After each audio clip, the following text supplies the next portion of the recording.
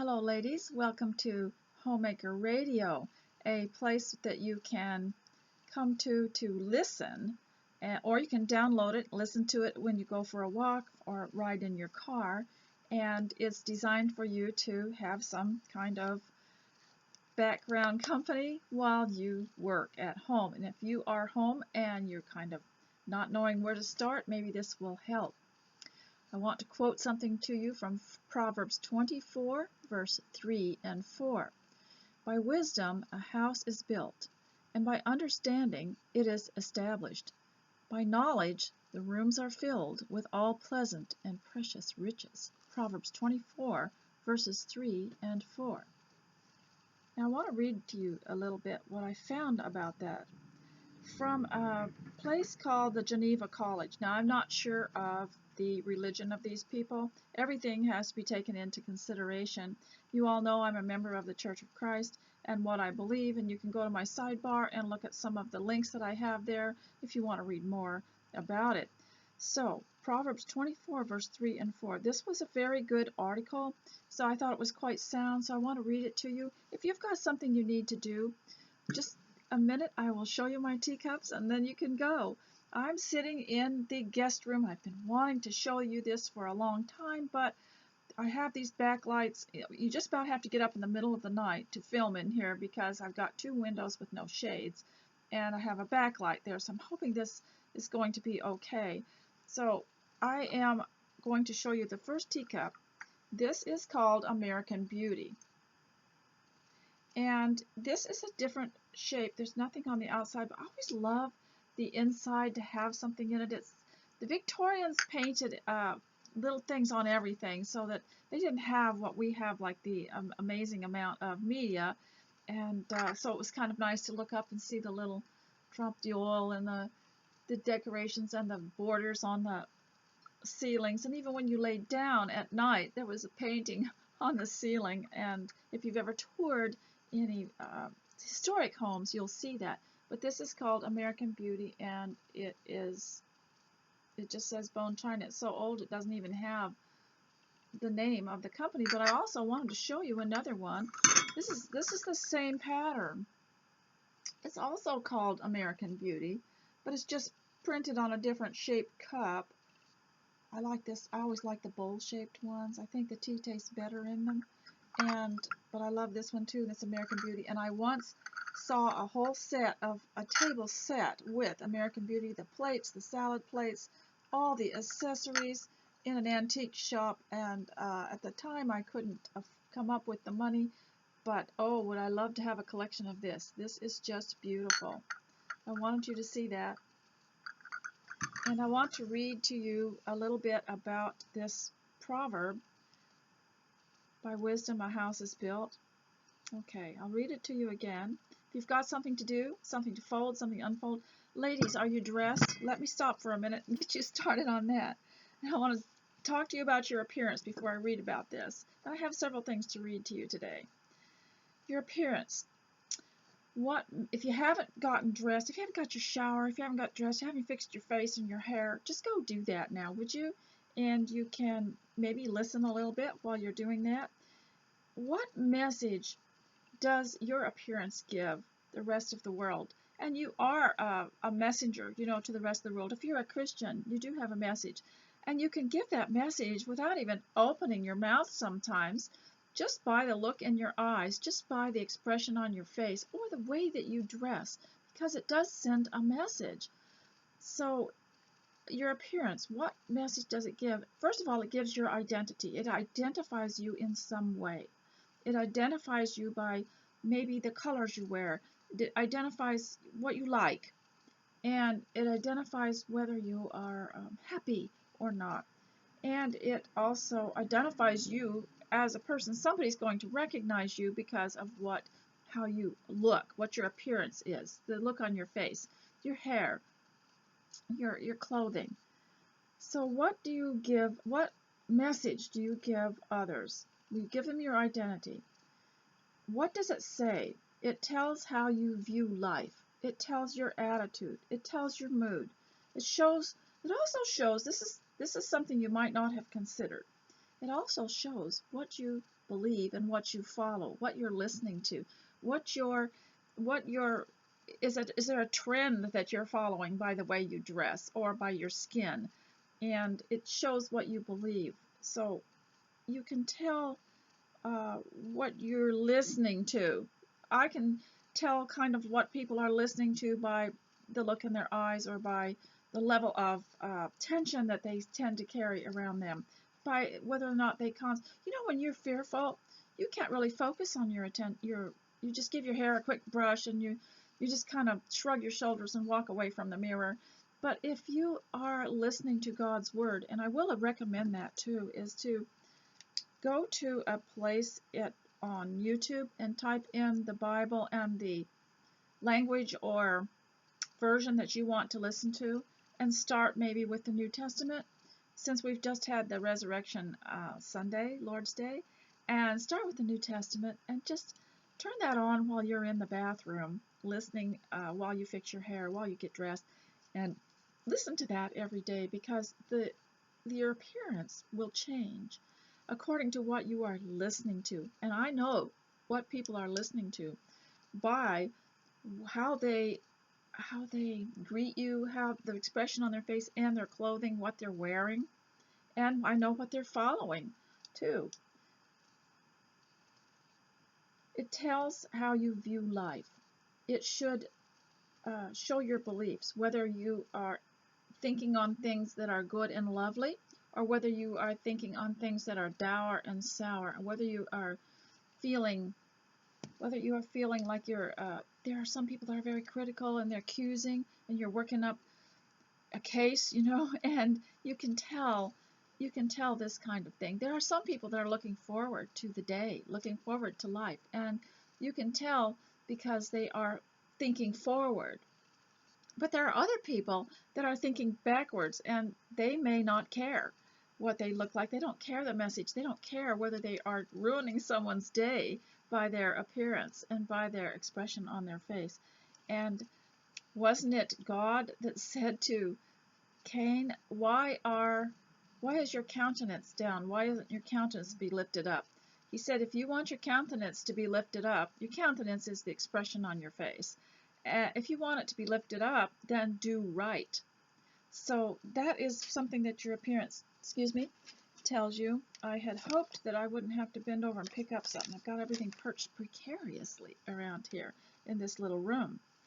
So if you are not dressed, please go and get dressed and fix yourself up and be presentable, because sometimes, that's all you have is your appearance, and we have to think about other people. A lot of people have told us over the years that it's vain to care about your hair, about your makeup, about your clothing. It's just vain. It's not important stuff. It's not intellectual. But actually, your appearance is part of your capital. I know I've heard all this stuff about how you Americans are just a bunch of capitalists.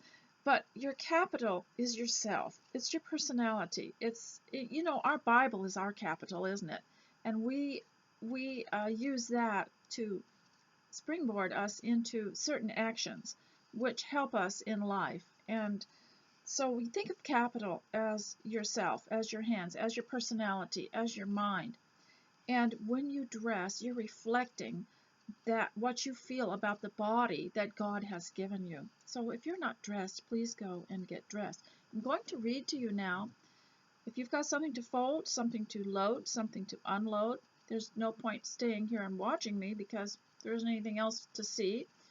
And I will include pictures of these other things on my blog. If you have come here for the first time, this is a homemaking radio that you can listen to like we used to in the olden days.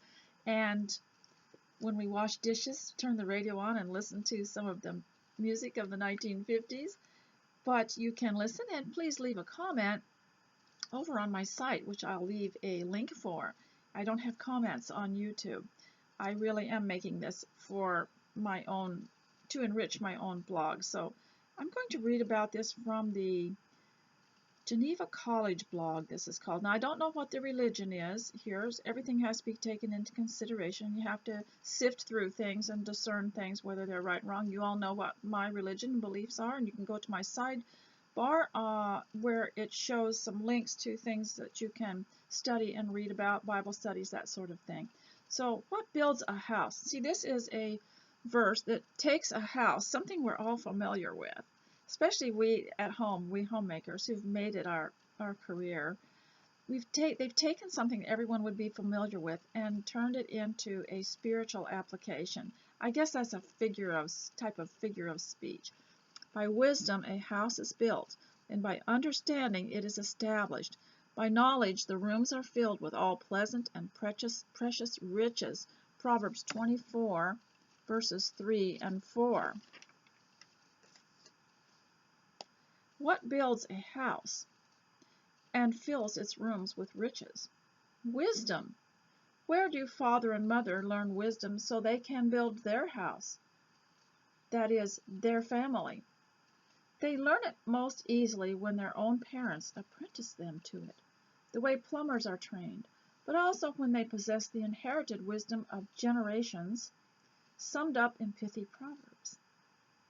Such proverbs make wisdom available to literate and illiterate alike. Some old American sayings made for contented homes. Don't make a mountain out of a molehill. Now, if you'll go back to my previous videos, like 75, 80 videos ago, you can find one that I made on figures of speech, in which I used some of these and showed how we're losing our figures of speech because so many people are educated in, as a group in a public school, and we've lost them from the home, and the parents haven't had the ability to hand down their sayings to the next generations. Now, sayings and proverbs are very important because they enrich the meaning of something. So don't make a mountain out of a molehill. Do you know what that means? That means don't take some little detail and build it up into an insurmountable problem. Or we'll cross that bridge when we come to it. And don't anticipate. We always anticipate, maybe a roadblock or a problem in our life, but don't cross that. We'll cross that bridge when we come to it. Don't be too worried about something. I think there was another one that was very similar. I'm going to do such and such, Lord willing, and the creek don't rise. Well, that was a very real possibility. If we wanted to go see someone and the creek rose, we wouldn't be able to go, but we would always say, we plan on this, Lord willing, and the creek don't rise. Don't count your chickens before they hatch. Everybody knows that one. When angry, count to 10 before speaking. Don't cry over spilled milk. You can't do anything about it. It just means don't cry over things that you just cannot retrieve. You can't put that milk back in the bottle. Other cultures have their own nuggets of wisdom, like don't curse a crocodile until you have crossed the river. What? Literate societies tend to abandon their inherited proverbs, but these old maxims provide better guidance for family life than hundreds of books about marriage and child-rearing. The main point of this proverb, therefore, is that to build a house, learn from the wisdom in Proverbs. Here are some that come to mind as I write, quotation marks omitted. Now this is from the geneva.edu.com.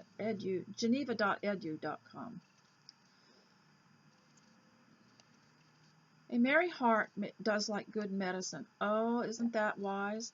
It's better to laugh, and I hope that every evening you sit down with your family and everybody has to say something that makes other people laugh. And we used to call it tickling your funny bone. And so I think that you should do that every day.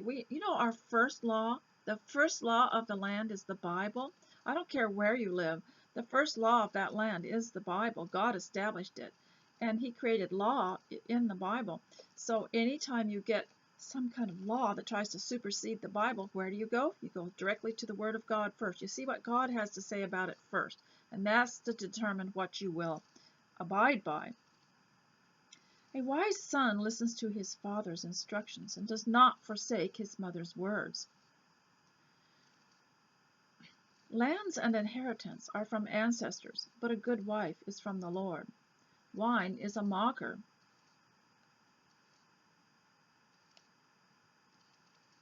Do not despise your mother when she gets old.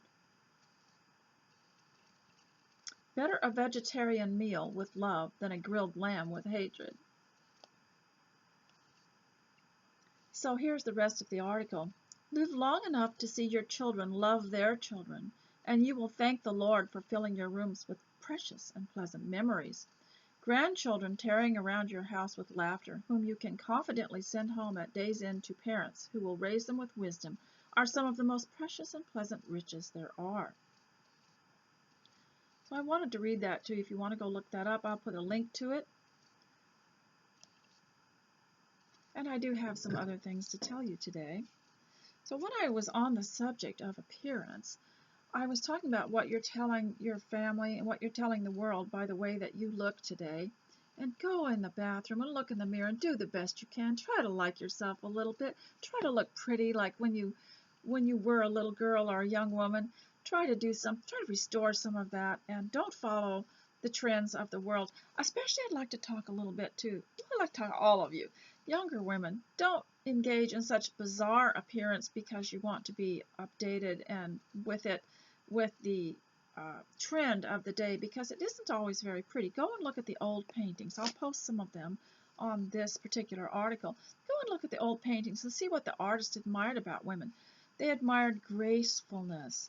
And if you have an appearance where everything is jarring and dramatic, I'm not talking about normal type of drama, but everything is jarring and bizarre and attention-getting, that is not, I don't know that there is an artist in the world that would sit down and paint an appearance, a portrait of some lady who was dressing in such a bizarre way, but I don't think an artist would say, "Oh, I must record this for all time because this is so beautiful." And so when you're dressing, think about that. But also, let's go to our homes.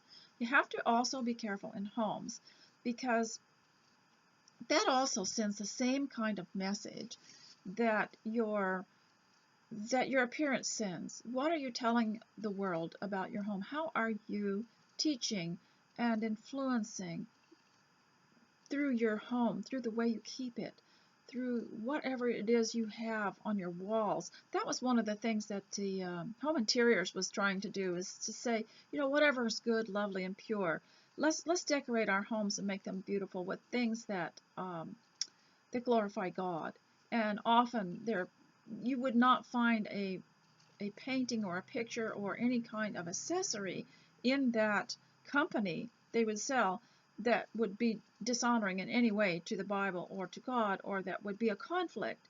And that's I wish I had saved the old catalogs, but I didn't. Was the sweetest thing I had ever seen, and it was the first time I had ever seen a company show you and teach you at their gatherings how to coordinate. Of course, they were selling, but they were blessed, I think, because they were improving life at home for people. And I think some of our businesses are like that too. And so the house and the home in the Bible are used interchangeably. A house was expected to be a home, and a home was expected to have a dwelling place. So the house and the home also have an expression, and you can work through with that. If you don't think you have a purpose at home, start by arranging it, cleaning it, making it beautiful to look at. You don't have to decorate. You don't have to know anything about decorating. All you have to do is give it a pleasing, neat, and tidy look. So what are you telling people by your appearance and by your house? And many people are home now. You'll be staying home probably with your children. You have learned that you can do it. And so it's very important. Mr. S always tells me, you fix it like you like it, because you're going to be sitting there quite a bit of time looking at the four walls. And so give yourself permission to like it, to make it. Think of the place you have stayed. Maybe you went somewhere. Maybe you even went to somewhere very exclusive and famous, and put the elements. Think about what was it? What was it you liked so much? What made you relax? Was it something to do with the colors? Was it something to do with the arrangement, the style, the era of time? Was it historic? Was it something you admired? of that, or maybe something about the service, and imitate that, emulate that in your home, and you will, and teach your children to do it too. Don't teach them that a home is just someplace you just all kind of crash and just treat, so casually. There has to be part of it that is a pleasant place for them to be. So by wisdom, a house is built, and by understanding it is established, and by knowledge, the rooms are filled with all pleasant and precious riches. So, of course, it took something we all know. And as homemakers, yes, we want to fill our rooms with pleasant and precious riches. So this is Proverbs 24, verses 3 and 4. If you can, make yourself a plaque for that. You might be able to find one at Hobby Lobby. I painted one years ago for myself on an old piece of wood, and I will put a picture of that here for you. I need to redo that. And so I just wanted to inspire you with that your house is filled by knowledge with all pleasant and precious riches. And you have to get that knowledge through researching it. How do you take care of a house, and how do you arrange its rooms, and how do you create beauty around you? When my children were growing up, I wanted them to look at things, because I know children spend a lot of time staring. If you'll remember that, children spend a lot of time staring, and you will start noticing things that are lower on the walls or higher. They notice everything, and if they've got nothing good to look at, they'll just look at nothing good. So give your children things in the house to look at, and that please you, that please all of your family. So now I have an idea today I'd like to share with you. I'm not sure that I will be talking for as long as I usually talk or speak, but I have a couple of books I want to read to you too. So in the end, I want to come back and read to you. So keep working, and I'm hoping that this will give you enough time to get started on something. I would suggest, if you're having a problem knowing how to start, you can do it either of two ways. Start in the kitchen and get that all cleaned up, and then finish the rest of the house. Go around and work from there. There are some people that cannot start in the kitchen, because once they have that all cleaned up, they're going to be there forever, because now, oh, it looks so nice, let's bake something, and they'll make another mess. But if you can, start in the kitchen, because usually that always cheers you up so much, kind of gives you a jump start. There's another way you can do it, is start at the front door and work clockwise all around your house till you get all the clutter picked up and everything. I like to start with the front room, because that is what anyone who enters the home is going to see. So I at least want that presentable. And it's been very helpful over the years, and a lot easier to take care of it since we didn't have a television. Once I got rid of the television, there was no reason to sit in there, kick off your socks and shoes, and eat a bag of potato chips. So the mess wasn't in there, and all the cushions are nice and tidy. And so the only reason that anyone comes in there is to actually visit. And so I find that it's so much. Also, without the television, I don't have the bad news. And even if you think you're not getting bad news from the television, they have a very attractive way of giving it to you. And so I want to go on to something that I had thought of that you might find valuable. Since you're home more now in this situation, I think your hands are going to get a little bit rough and worn because you're cleaning. Everybody's cleaning more, and I can tell by going to the grocery store and the Dollar Tree, a lot of the cleaning products are gone, and the little sponges that I use are gone, and the dishcloths I use are gone, and they're expecting a shipment, but there was just had a rush on it. And so your hands, care of your hands. Now the best care I have, there are two products that I will totally recommend to you. And one is the Mary Kay Satin Hands set. And it's got 3 containers in it with different things in it. And it'll tell you step 1, step 2, and step 3. And one is some kind of application on your hands, and then something else, and then water, and then lotion. And it's just really worth it to go and buy that if you can. It's called Satin Hands. And the other one is that, goodness sakes, I can't think of it. the item from Idaho that is a beautiful hand lotion. It's not watery. I'm trying to think of what it was.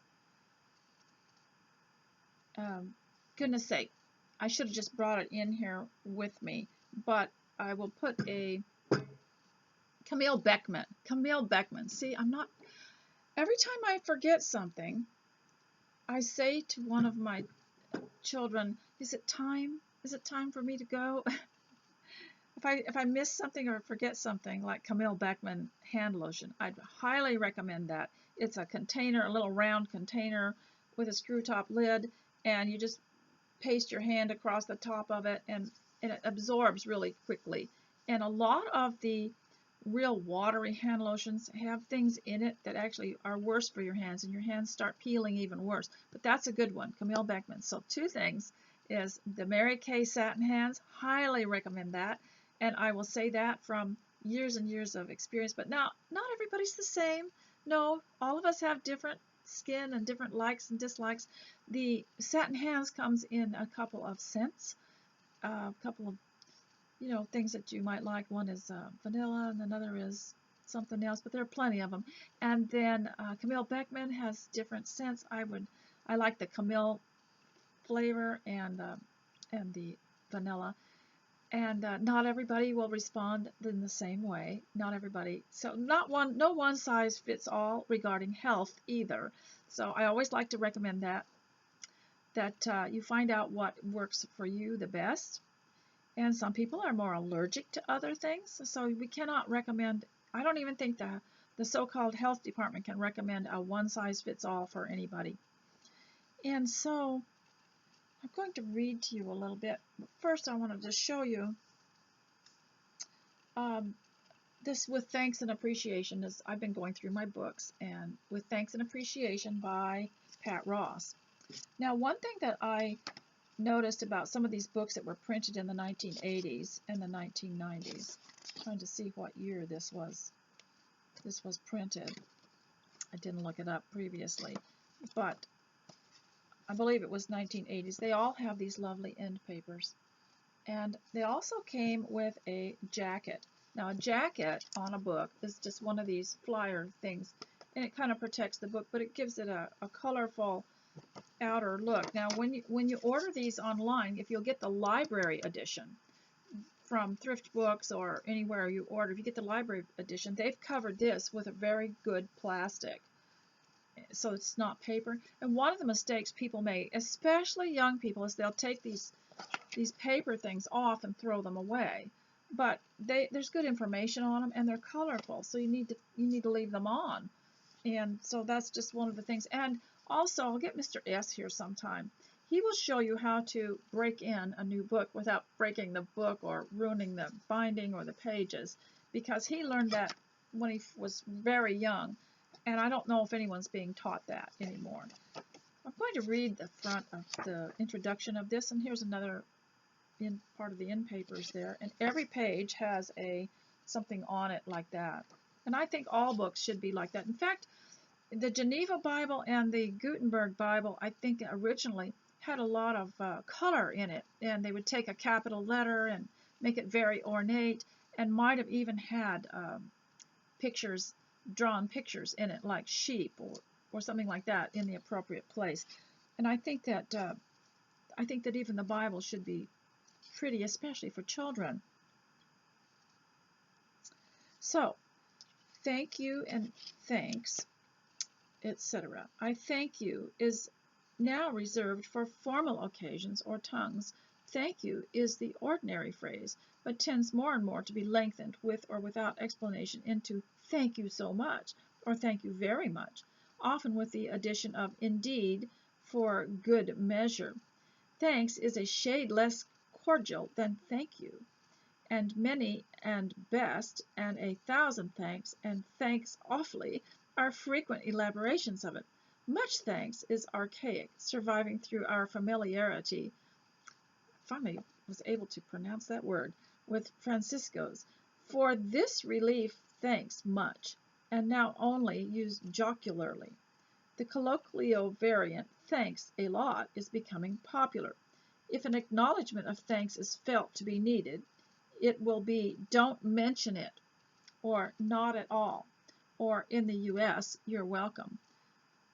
Don't mention it just means, oh, it was nothing. It was nothing. It was no sacrifice on my part. So don't be offended if someone says, after you thank them, don't say, "Oh, don't mention it, don't mention it." It means it was nothing. It didn't cost me anything. It wasn't a sacrifice for me. And so don't worry about that. Don't mention it, or "not at all." Not at all means I don't mind giving it to you at all. So in the US, they say "you're welcome," and they really mean it. When an American says "you're welcome," or "hello," or "thank you," they will thank you with their eyes. They really do mean it. And we have been taught from childhood to be heartfelt and sincere. And so don't underestimate our sincerity. And I heard our president say one time that we love people from overseas, but we want them to like us. We want them to respect us, and not come over here and mock us, and with derision, and to be sarcastic all the time. We don't have the same level of sarcasm here. So certainly a book of this title would not be complete without its own words of gratitude. And so I would like to thank she lists a whole bunch of people that she wants to thank. And she says in here, "I learned to write bread and butter notes when I was old enough to understand social obligations." That's something that my mother taught me to write when I had been at someone's house, was to leave a note. And I didn't mail them in those days. I just had it ready, and then I would fill it out sometime before I went, and left a note, and left it somewhere, like on the table or on an end table or something like that.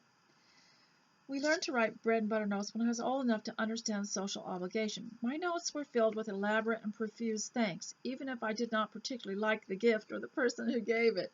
These notes became a sort of wonderful prose and poetry exercise for me, written on grown-up paper, heavy, smooth, and white, and I thoroughly enjoyed the custom." And I think it's really important to teach children to write thank you notes without just saying "thank you for the gift" and then sign your name. Say something about the gift. Why did you like it? Tell them it was perfect for you. Tell them it is a delight if you didn't really like the gift, you can say, "It's always nice to get something in the mail. It's always nice to get a gift. It made me think of you." And creative ways to write thank you notes. And you could write a little book. I told you, take your scrapbook paper and all your nice papers and fold them up and tape them together, or staple them together, and make your own little thank you notebook. You used to be able to buy little books that had phrases in them where you could copy them onto your notes. And don't you remember Mr. Collins in Pride and Prejudice about how he said he kept a little notebook full of these little phrases, and then he could use them whenever he needed them. But of course, we would not think that they were insincere at all. The tradition of expressing thanks has made poets and artists of ordinary folk throughout the ages. The best example of this tradition is the 19th century calling card, a tiny decorative canvas of sorts, often expressing pleasant sentiments in verse. I had one of my grandchildren make me a whole lot of calling cards, which just had my name and number and website on it. And they're just little squares, and they painted them and they wrote my name on them. Today these calling cards, with their fine calligraphy and colorful flourishes, are treasured folk art tokens. Their diminutive embellishments and timeless charm inspired this book in part and occupy the heart of it. Although the etiquette of the 19th and early 20th centuries is often thought of today as excessive and even humorous, with its attention to every detail, there has been a heartening return to good manners and gracious behavior. It is important to look back on occasion to see what may have been lost and to retrieve those traditions. Etiquette books of the day were filled with advice on letter and note writing, the correct color ink, the proper form, the appropriate stationery. Frequently a note or letter accompanied some small gift, intricate needlework. A true labor of love was a smartly bound book, a bouquet of pansies, a basket of freshly picked apples, a hand-knit shawl, a box of bonbons. No longer is anyone expected to execute perfect penmanship or compose eloquent verse to express thanks. There's generally a greeting card, note card, or ready-made gift to fit every occasion. Yet most of us are constantly searching for creative ways to say thank you and to express appreciation for a weekend visit, an unforgettable meal, the perfect gift, or simply someone's thoughtfulness. At these times, one does well to recall the niceties of the past. With Thanks and Appreciation, that's the name of the book, remembers many traditions that we cherish today and still carry on in changed but meaningful ways. The first chapter is on the bread and butter obligation. It's a very colorful book, and you can probably get one like it at thrift books or any place that you use. And this is by Pat Ross, With Thanks and Appreciation. So now I want to read a few more things to you, and I hope. Now, some of it might be a little, it gets into politics because after all this, there's a lesson in one of these McGuffey, I'm going through McGuffey's readers from 1837. And there's a lesson in one of these on can members of Congress be corrupted? So I thought that was interesting. There's nothing new under the sun, is there? And that's why I'm not in a panic over anything. We've seen all this going on before and what is behind it. But this lesson is for you ladies, and it might help you. This is for Child at Home. It's called A Way to Be Happy for a Child at Home. And I think that it's important that children be happy. And I don't really like the attitude that if they're not happy, we'll just punish them because they're just going to cry more, And we don't really need more noise. And so, a way to be happy, a child at home. So if you don't have a child at home, think of yourself as a child at home and maybe apply some of these to yourself. Now, as a homeschool mother, one of the most profound lessons that I ever learned was to take the log out of my own eye before I tried to take the splinter out of my children's eye. So I never told them, you get in your room and clean it up if my room was a wreck. I never told them to stop being so grumpy if I was grumpy. And I never told them to get in the bathroom and get dressed if I was not dressed. I always took care of my own attitude and my own self first. So take the log out of your own eye before you attempt to take the splinter out of your children's eye. Okay, so there's always a little rule at the front of it, and there's always here are the questions. I always read the questions to them first so they'd know what to hear for. And now some children are audio learners, some children are visual learners. I learned better reading and writing. And it's the same with learning a second language. If I could see how it was written, I could understand it better and I could speak it better. And especially if it was written out phonetically. Now, some people just learn better listening to something. But this is the listening. Okay, here are the questions. What must every child have observed? How can we secure the love and esteem of our companions? Can young people expect to enjoy the favor of their friends unless their conduct is worthy of it? So here are words to spell and define. Affection, companions, vigorous, communication, cultivating, suffering, infallible, unpleasant, unpopular, habitually, and sacrifices. Now this is the third reader. Now the third reader, you would only go to that if you had completed the second reader and you could read fluently. So to me it's a college level, but so it's not necessarily third grade.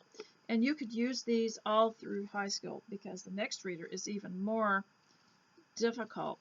And it's called eclectic reader because it was just a combination of poetry and literature and lessons from all different areas. You could just make your own, And also the Christian Liberty Reader and the Christian School Edition took out some of the fables and the things that they didn't think were appropriate and oh, you know, some of the well-known things that really uh, they didn't think were appropriate for Christian children, which I think is wise. Is really wise. There were some things in some of the so-called classics that weren't exactly right, and sometimes even conflicted with Scripture. So I can understand that. But this is published by Mott Media. It's the original McGuffey's, and you can still get this. You can get a reproduction of it, and that's what I have here.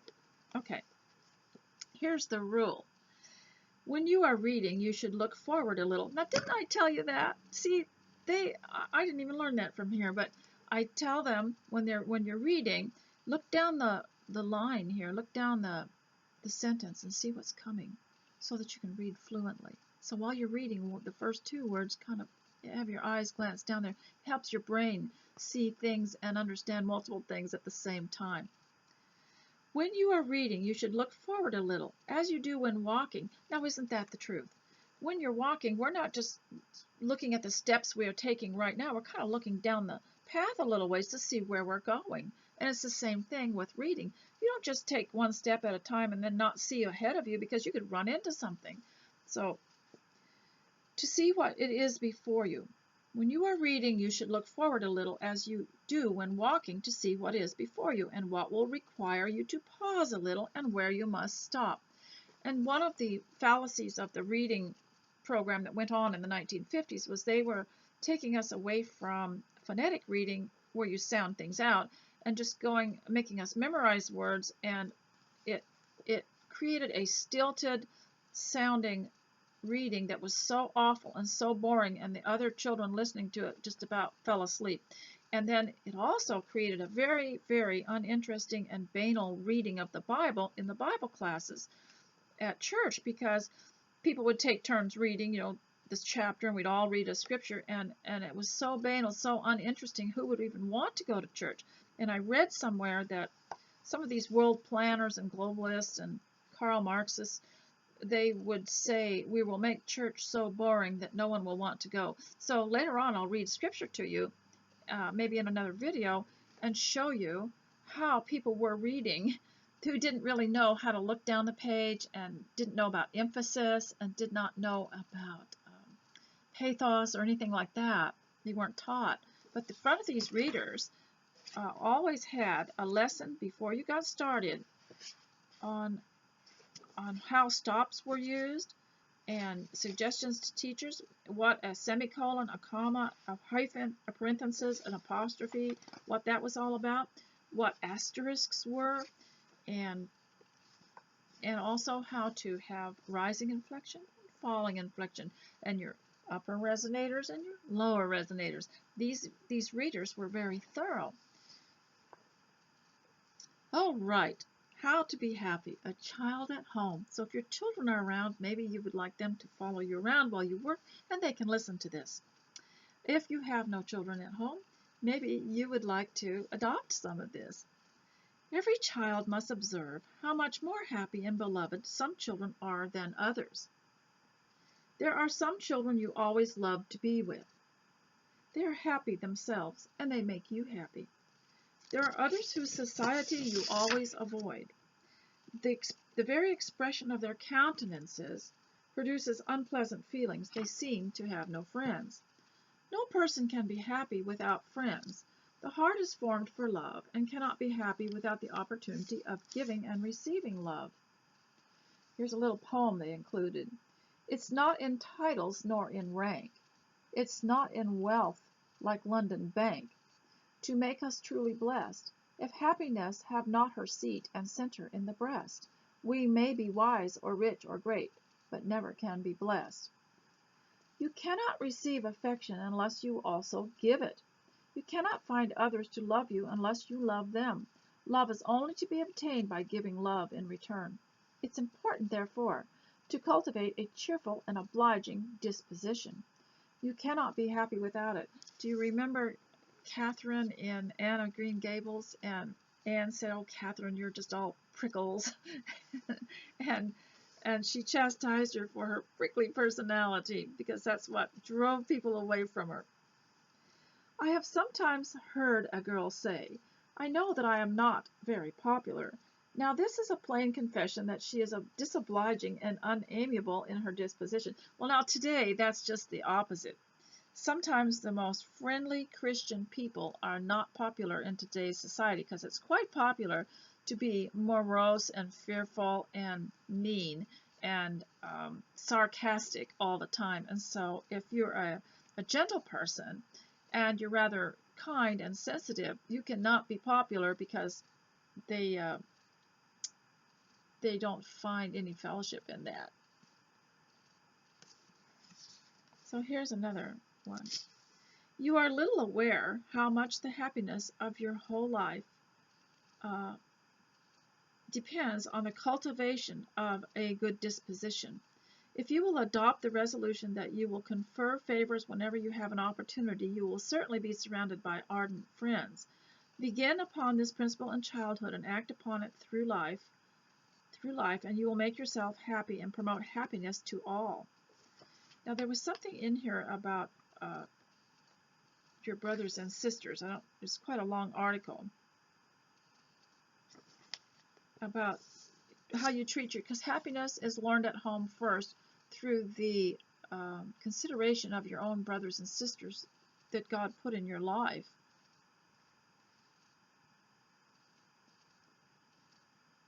So it talks about your brothers and sisters here. When you are playing with your brothers and sisters at home, be always ready to give them more than their share of privileges. Manifest an obliging disposition, and they cannot but regard you with affection. In all your communications with others at home or abroad, let these feelings influence you, and you will receive a rich reward. Now, I'll give you an example of how selfishness can make people unhappy. And I don't even think the person that practices selfishness is actually particularly healthy. They imagine that they will somehow be happier if they get more. But there was a large family that had only a few bedrooms, and so they told the children that had these few rooms, you divide it up, and one of you go on one side with your bed and your things, and the other on the other side. We'll put a rug in the middle that you can have a shared common space.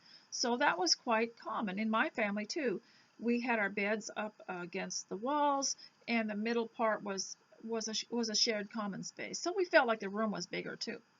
But one of the brothers in one of these families, his parents had said, okay, you get half the room. You and your brother will share this room. But the brother decided to divide the room in half down the middle and put his bed over near the line.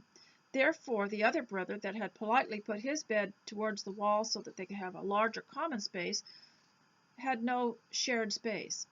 The two beds were very close together. I thought that's an example of selfish behavior, and it isn't conciliatory towards the other person. If you are blessed enough to have a brother or a sister or a family, then give them space and shared space and share your life with them, and don't be completely selfish. Now that's all I have to say to you children. Do you remember in our mutual friend Jenny, she made these dolls and she called them you children? Okay, so now I have something to read out of the fourth reader. Now the fourth reader it's so rich and so erudite that I don't even think I can pronounce half of this stuff, but this is what the children in America had. I don't know what they had in other countries, but they had readers. They all had similar things. So I'm going to read to you about political corruption in 1837. So if you want to go, but I think this is really important for women at home, because how you raise your children and the way that they act, whether selfishly or whether honestly, and their regard for the Bible and their regard to live God's Word. This is so important because who knows, they might be in politics someday. I think it's really important to read this. This is lesson LXV. Can you figure that out? It's 65, I think. Rule. When similar sounds come out at the end of one word and the beginning of the next word, they must be blended into one. Oh, I learned this. I learned this from a Russian lady who was teaching on a video on YouTube how you have to take a word that ends in one sound and the next word and blend them together. And this is what she said. Here are the exercises. Malice seeks to destroy.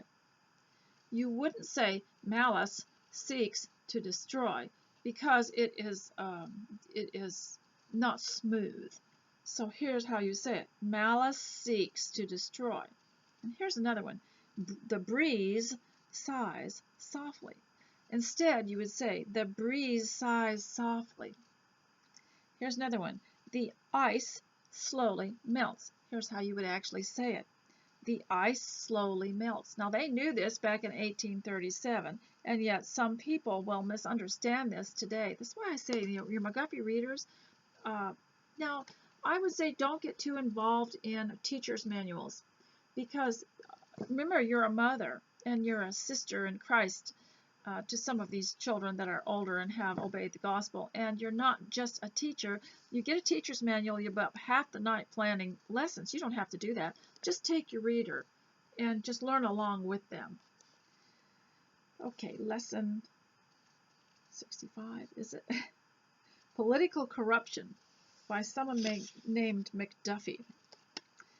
We are apt to treat the idea of our own corruption as utterly visionary and to ask with a grave affectation of dignity, what?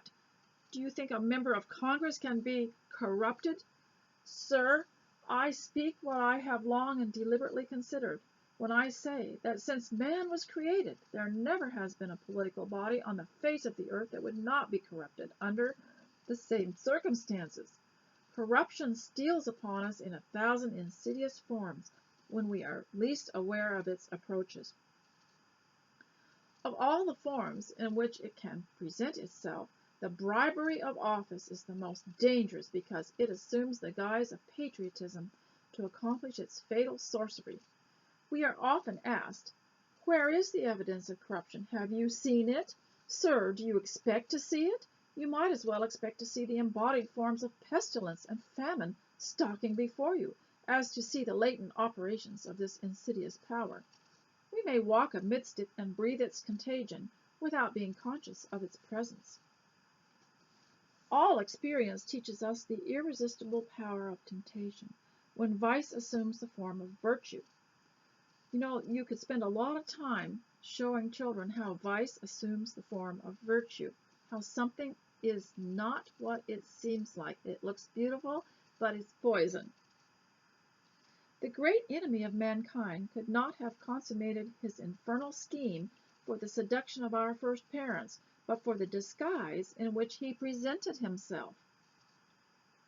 He had appeared as the devil in his proper form. Had he appeared as the devil in its proper form, had the spirit of him been disclosed, the inhabitants of paradise would have shrunk with horror from his presence.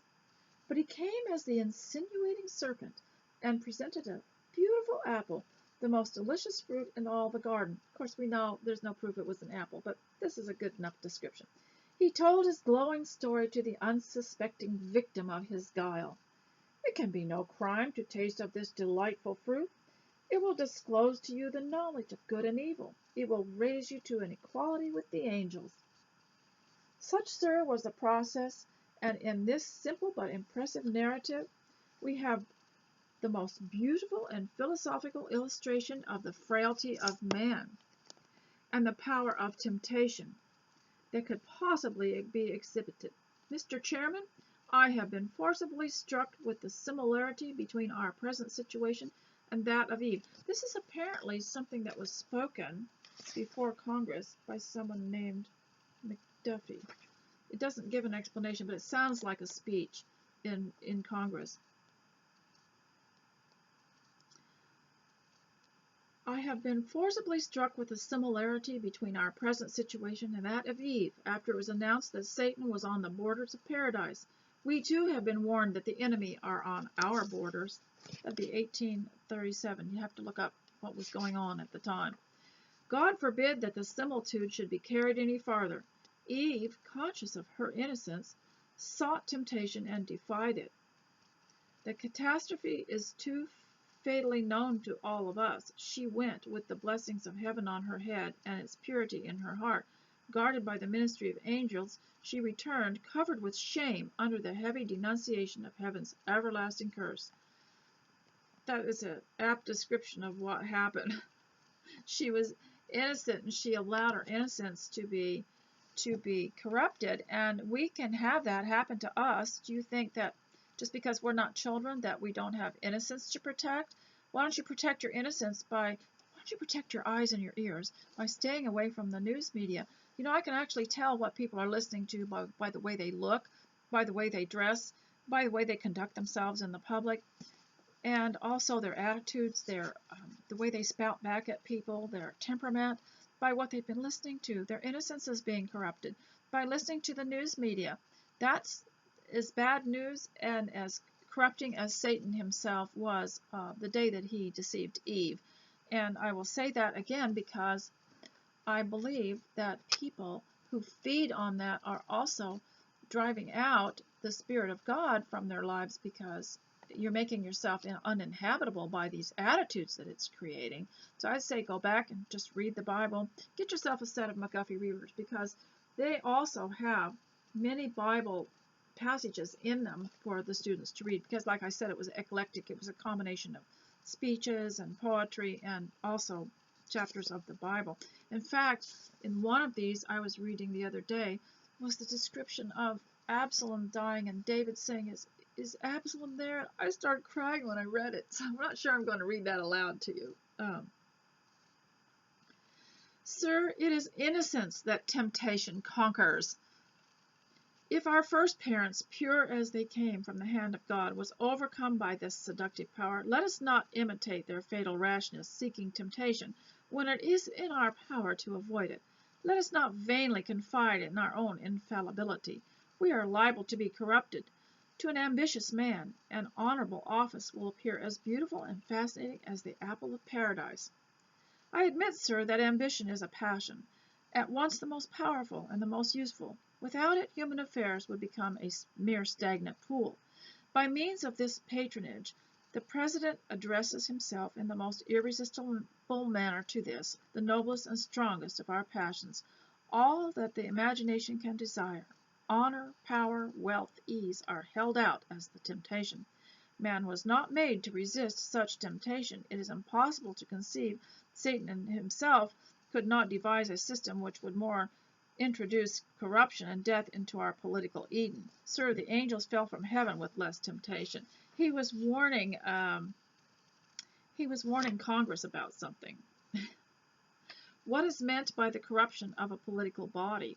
What is the most dangerous form in which this can approach? What is said of the passion of ambition? By what is the progress of temptation in overcoming innocence illustrated? So the words that you should learn to spell and define: corruptibility, visionary, affectation, deliberately, circumstances, insidious, patriotism, accomplished, contagion, irresistible, deformity, insinuating, knowledge, impressive, philosophical, similitude, catastrophe, denunciation, infallibility, ambitious, fascinating, imagination, and introduce. So the next one I'm going to read next time that I come here is called The Blind Preacher. I don't know if I remembered that. Now, some of these are not, all accurately biblical, but what you could do is that you could put little notes on it and explain it or correct it if you found something in these. Now, realize these were not all essays written by people of the faith, but a lot of it was backed up by good principles. So there are a lot of things in here to read. Now, I've just had a little more time. I want to recommend one book if you've got older children at home, or just for yourself or for your husband. 7 Men Who Rule the World from the Grave, and it's by Dave Breeze. And I want to just read a little bit from it because it talks.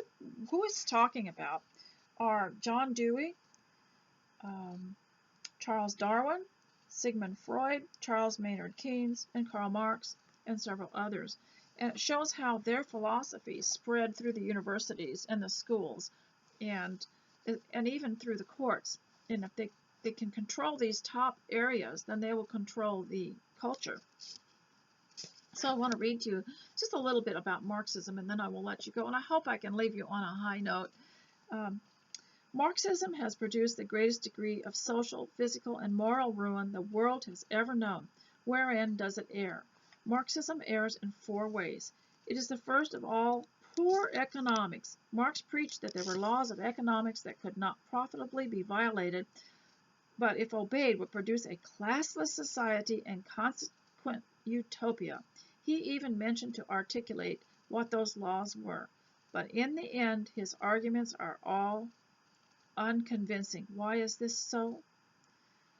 So it just goes and shows how, I've talked to you before about how economics are explained in the Bible from the very beginning, how a man would work and he would earn, and how Solomon said that it is good for a man to be prosperous and to enjoy the fruits of his labor. That's the way we are in the USA, and we hope that all countries can enjoy the blessings of work and the prosperity that we get from it. And that's why we share here on these videos. So I also would encourage you to go look at other things online about what's going on right now. I'm going to try to spare you some of my opinion, but we are out and about. I have been around to the post office and the bank and the stores and Walmart, and I've even talked to some of the employees at Walmart. Everybody's out riding their bikes yesterday, whole families. The people that look the least concerned and disturbed are the fathers. They're really enjoying this. And the yards are looking wonderful. The gardens are great, and the porches are all clean because people have time, they're home.